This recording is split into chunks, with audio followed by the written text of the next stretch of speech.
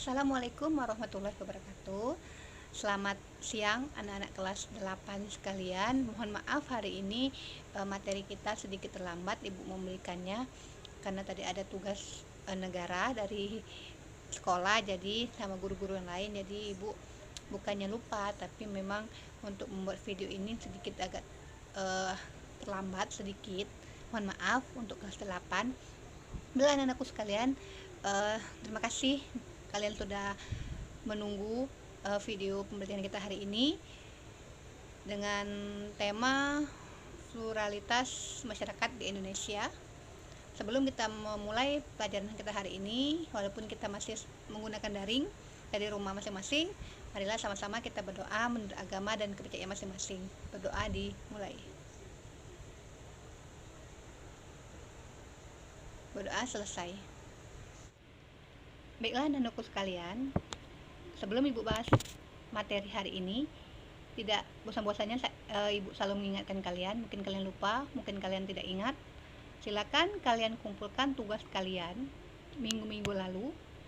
Yang merasa belum mengumpulkan, silakan kumpulkan melalui sosial media yang kita punya, baik itu dari WA group ataupun tag ke Facebook Ibu. Sekali lagi, tugas-tugas kalian yang belum, silakan kalian kumpulkan. Dan silakan juga kalian jawab pertanyaan di setiap materi pembelajaran Ibu ini di komen YouTube ini. Sekali lagi, di komen YouTube ini tidak hanya kalian tulis hadir saja, tapi silakan kalian jawab pertanyaan yang Ibu akan berikan setelah selesai pembelajaran atau memberikan materi pembelajaran di setiap YouTube. Jadi kalian silakan tonton sampai habis apa pertanyaannya, kemudian boleh kalian jawab, boleh kalian buka buku menjawabnya, dan kalian tuliskan di komentar di YouTube yang selalu Ibu berikan materinya.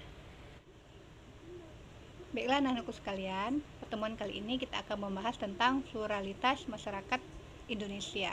Apa sih pluralitas itu? Pluralitas itu adalah paham atas keberagaman untuk dapat hidup secara toleransi di tengah-tengah masyarakat. Maksudnya di sini yang mana kita dalam bermasyarakat memiliki keragaman kepercayaan, adat istiadat dan kebudayaan yang mana secara keseluruhan kita saling menghargai, toleransi, hidup di tengah-tengah masyarakat. Baiklah anak-anakku sekalian, kalau tadi pluralitas, sekarang kita masuk ke pluralisme. Masih berkaitan, terjadinya karena adanya perbedaan pendapat antara satu pihak dengan pihak lain.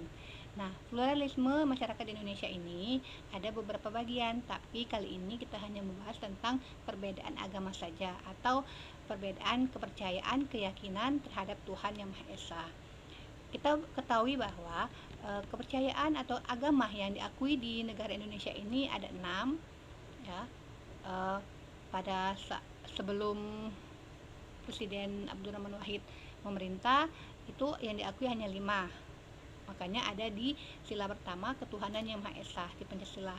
Sedangkan pada masa jabatan Presiden almarhum Abdurrahman Wahid, Konghucu diakui sebagai negara nasional di Indonesia. Jadi hingga sekarang ini agama atau kepercayaan yang ada di Indonesia itu ada 6.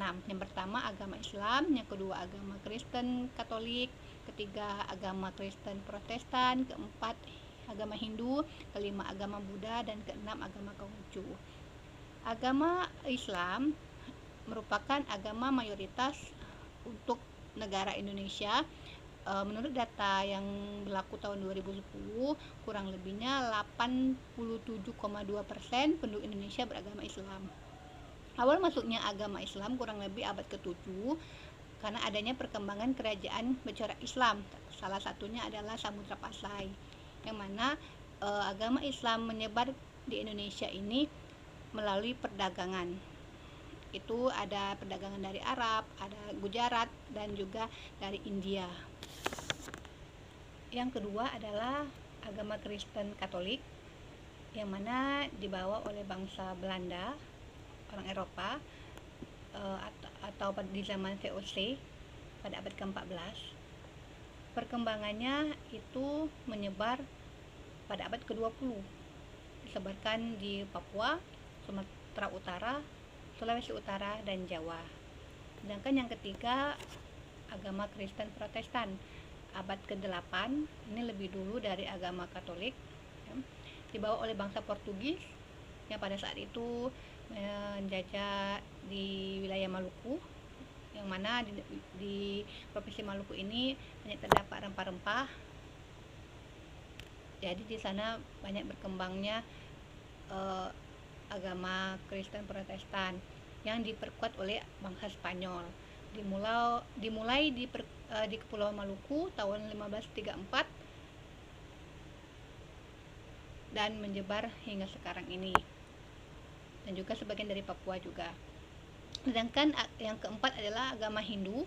Masuknya agama Hindu ini berawal pada abad Masehi, ya, yang mana kita terkenal sekali Hindu ini menyebar di Indonesia sebelum masuknya agama Islam dan agama Kristen.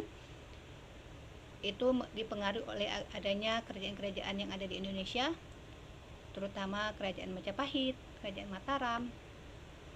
Hari-hari kerajaan besar dari agama Hindu ini banyak sekali, seperti Galungan kalau di Bali, yang sampai hingga sekarang ini yang masih menganut agama yang paling besar Hindunya adalah di Kepulauan Bali atau Provinsi Bali. Tradisi-tradisi dari agama Hindu pun masih dilestarikan hingga saat ini di Provinsi Bali atau Pulau Bali. Selain Galungan, hari raya agama Hindu yang paling besar adalah Hari Raya Nyepi. Yang kelima adalah agama Buddha. Masuknya agama Buddha ke Indonesia itu bersamaan dengan masuknya agama Hindu. Tetapi perkembangannya yang sangat besar di Indonesia itu pada saat Kerajaan Sriwijaya berjaya, yang mana Kerajaan Sriwijaya yang menjadi pusat studi agama Buddha di Asia Tenggara. Hari besar agama Buddha itu adalah hari Waisak, dan 3 peristiwa penting yang terjadi di agama Buddha itu lahirnya Siddhartha, yang mana Pangeran Siddhartha mencapai penerangan agung menjadi Buddha, serta wafatnya Buddha Gautama. Selain di Sriwijaya, juga berkembang di Kerajaan Mataram. Salah satunya bukti kebesaran dari agama Buddha adalah Candi Borobudur. Yang keenam adalah agama Konghucu. Agama Konghucu ini terlihat karena adanya kelenteng yang digunakan sebagai tempat ibadah. Hari besarnya Imlek, tahun baru Cina, contohnya kelenteng Ban Hing Kiong di Manado pada tahun 1819 didirikannya. Hari besar agama Konghucu adalah hari Imlek, yang mana masyarakatnya atau masyarakat Chinese menyebutnya sebagai tahun baru Cina. Baiklah anak-anakku sekalian, tugas pertemuan kali ini silakan kalian catat, silakan kalian dengarkan, dan kalian pahami apa soalnya. Soal yang pertama mengenai materi ini, jelaskan menurut pendapat kalian tentang perbedaan yang ada di sekitar tempat tinggal kalian tentang perbedaan. Sekali lagi, jelaskan menurut pendapat kalian tentang perbedaan yang ada di sekitar tempat tinggal kalian. Yang kedua, bagaimana cara kalian dalam menghargai teman yang berbeda agama, baik di lingkungan sekolah ataupun di tempat lingkungan tinggal kalian. Yang kedua, bagaimana cara kalian dalam menghargai teman yang berbeda agama, baik di lingkungan sekolah ataupun di lingkungan tempat tinggal kalian. Silakan kalian jawab di komennya. Mungkin sekian dulu pertemuan kita hari ini. Mohon maaf jika ada salah kata. Mohon maaf juga keterlambatannya dalam menayangkan video pembelajaran hari ini. Tetap semangat walaupun masih dalam pandemi COVID-19. Kita berdoa sama-sama semoga cepat berlalu dan cepat kita bertatap muka kembali di sekolah. Terima kasih anak-anakku sekalian. Sehat untuk kalian semua. Ibu akhiri, wassalamualaikum warahmatullahi wabarakatuh. Mohon maaf jika ada salah-salah kata. See you, bye-bye. Dadah.